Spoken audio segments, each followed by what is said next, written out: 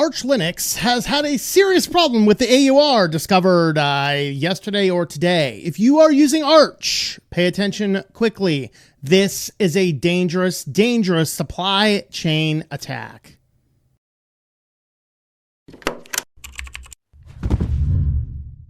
Thanks for checking out this video by Switched Linux. If you like this type of content, subscribe to the channel if you've not already done so. Leave us a like and a comment down below.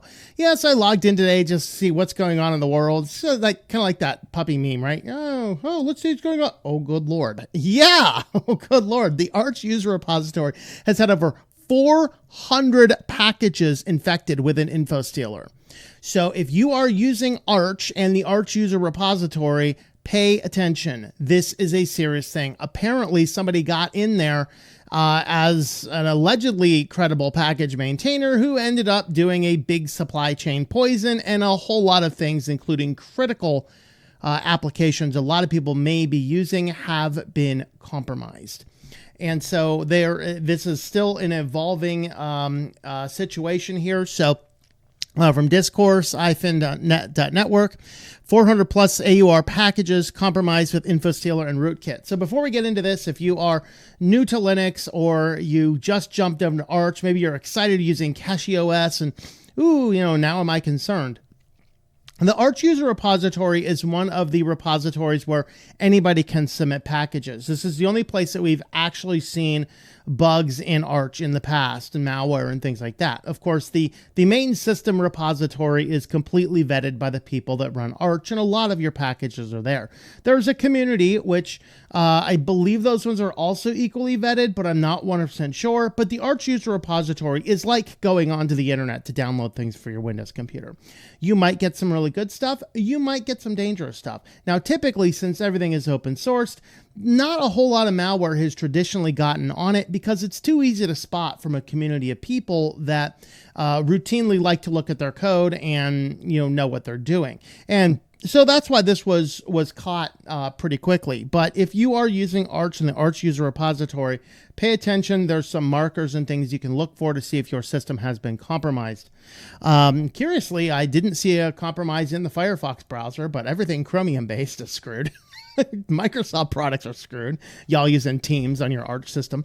And a bunch of stuff is going out. And you might want to look for some system copying, restarting, and you might want to look for some Tor nodes going out on your network. All right.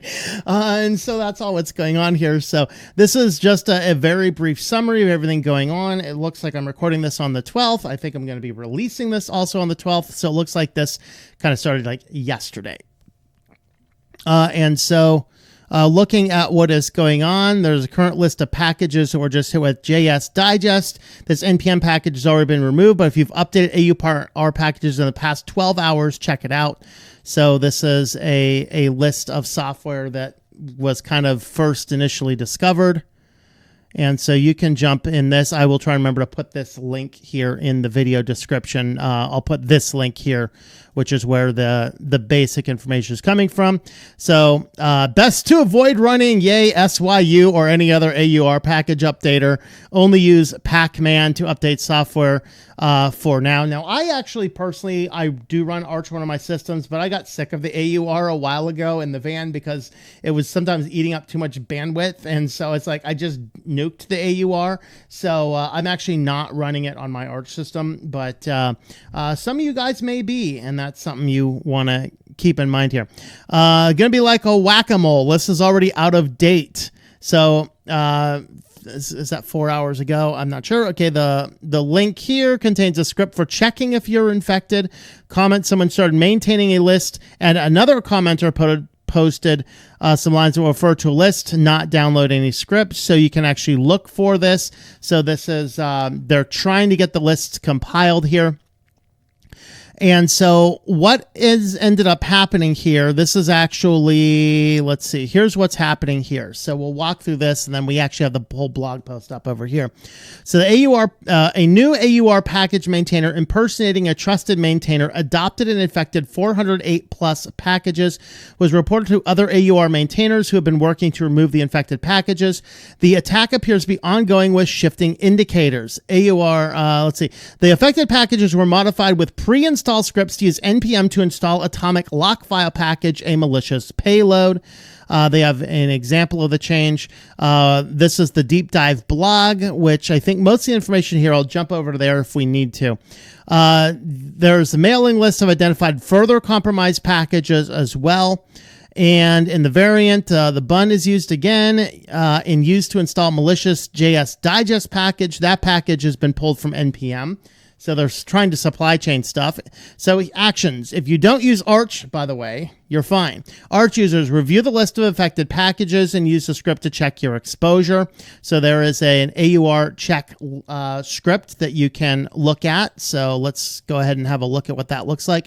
Looks like they're hosting this over here so they can constantly keep it up to date. So this is a list. It looks like this is probably staying current, so check that. Review the low control blog. Is that low control? Is that what that is? Okay. Blog for indicators of compromise, and if found, preserve the system for forensic investigation as appropriate. If packages are found, follow normal compromise procedures, rotate all credentials, consider reinstalling Arch, and the possibility of a rootkit removes the possibility of system trust. Indicators of compromise. In the addition to the linked IOCs, this is the SHA-256 of the malicious Linux executable embedded in JS digest. So you can see there is the SHA tag.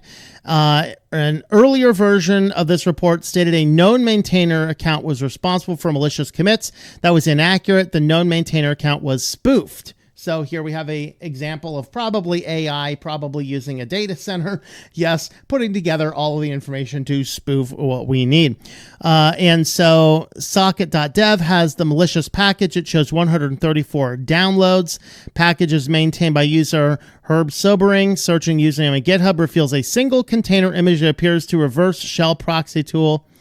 You might be wondering how this happened. The truth is AUR package repository allows anyone to adopt a package and submit a change to package bill associated files if the package is marked as unmaintained. Turns out automating this hunt for abandoned packages and adoption of them is not uncommon. So there's a Mastodon thread for that as well. So let's go ahead and have a look at the preliminary analysis. This is it's IO. I said it's low control. It's IO control fail. So this is a blog. This is a preliminary analysis done yesterday. And this is the brief thing. They're telling you it's written by Codex, but he did double check everything. So this is a case where, hey, we used the AI systems to make sure we had everything structured together, but we verified everything. So we already covered the basic backgrounds and such, and effectively the other things that were not previously mentioned is the system actually does it copies the file, and then if you restart your system, it will restart it. So one of the mitigation tactics is to check your system D log files for anything on restart always and restart sec30. Those are the indicators we're seeing right now. And so we're not going to walk through everything. They are saying the actor is a C2 host at this onion address. So double check for any network calls to this particular onion address if you are monitoring your networks. And then the host is not present as plain text static analysis recovered, repeating this decode path. Okay, let's see.